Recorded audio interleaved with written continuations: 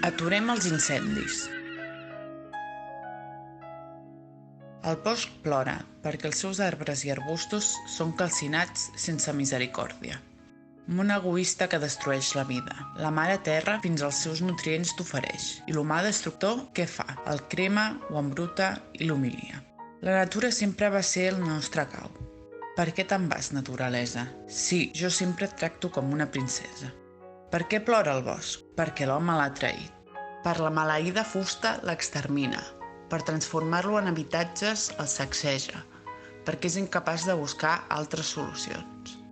El ràpid és trencar l'equilibri, sense pensar en els que vindran. Ingrat home, el teu egoisme és gran, que els teus ulls s'omplen de diners fàcil. Crema tu, voràs humà, no hi ha una ombra sota un arbre pel piròman. Per a tu, cap aliment de la mare terra. Per a tu, el més gran menyspreu i també pel que t'envia.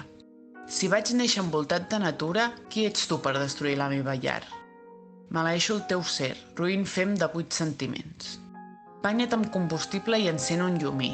Experimenta, que morir així no és una meravella. No moris, natura. Sembrarem arbustos i arbres, on els assassins de la muntanya exhibeixen la seva covardia.